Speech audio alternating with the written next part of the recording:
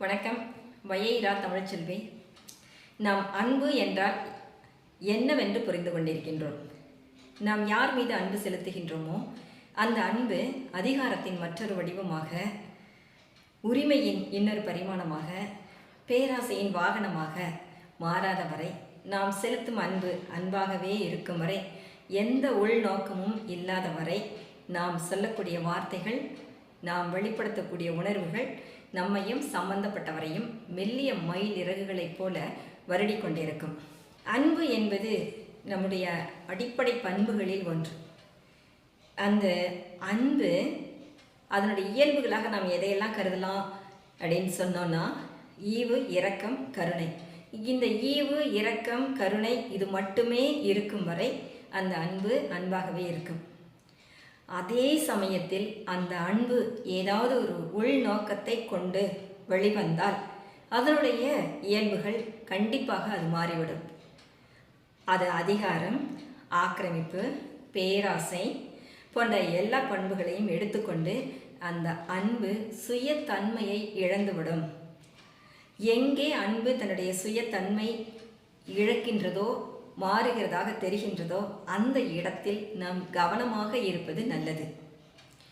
அந்த அன்பு அதனுடைய தன்மையை இழந்து அதனுடைய மறுபக்கத்திற்கு சென்று வெறுப்பாக மாறிவிடும். ஒரே வார்த்தை தான், அதை அன்போடு உச்சரித்து பாருங்கள், இதமாக இருக்கும். வெறுப்பாக உச்சரித்து பாருங்கள், தீப்பட்டது போல் தோன்றும். அன்பு என்பது தானத்தின் ஒரு வகை. யாரோ பசித்த ஒருவருக்கு அன்னமிடுவதைப் போல அன்பை இட வேண்டும். இதயத்தின் வேர் வரை எடுத்துச் செல்லக்கூடாது. எப்பொழுது ஒரு உதவி செய்கின்றோமோ அந்த கணத்தில் மறந்து விடுவது நல்லது. அது போலவே எங்கே அன்பு தன்னுடைய சுயத்தன்மையை இழக்கின்றதோ அந்த இடத்தில் நாம் நகர்வது தெரியாமல் நகர்ந்து விடுவது நல்லது. எந்த இடத்திலும் நான் உன்னை எவ்வளவு ஆழமாக நேசிக்கிறேன் தெரியுமா என்று நிரூபிக்க முயலக்கூடாது. எங்கே நிரூபித்தல் தேவைப்படுகிறதோ, எங்கு அது இல்லாமல் போகிறதோ அங்குதான் நாம் அதை நிரூபிக்க முயலுவோம். அதற்கு மேல் அங்கே அந்த அன்பில் வளர்ச்சியே கிடையாது. அதை கைவிட்டு விட வேண்டும். நாம் பிறரிடம் அன்பு செலுத்தும் பொழுது அது நேர்மையாக இருக்கட்டும்.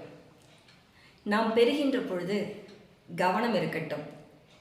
சுய பரிசோதனை இரண்டிலுமே தேவை. எப்பொழுது நாம் செலுத்துகின்றோமோ நாம் நம்மை சுய பரிசோதனை செய்து கொள்வது நமக்கு நல்லது. இதில் ஏதும் உள்நோக்கம் வைத்து நாம் இவர்களிடம் பழகுகின்றோமோ, இவர்களோடு அன்பாக இருக்கும் வரை அது மகிழ்ச்சியாக இருக்க வேண்டும். அந்த சுய பரிசோதனை முக்கியம்.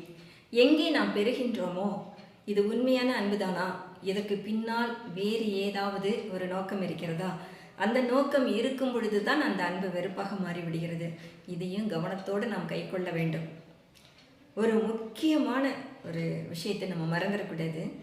யார் தன்னை அதிகமாக நேசிக்கிறார்களோ, தன்னை மன்னித்து கொள்கிறார்களோ, தன்னை தண்டித்து கொள்ளாமல் இருக்கிறார்களோ, இவர்களிடம் கண்டிப்பாக உண்மையான அன்பு இருக்கும்.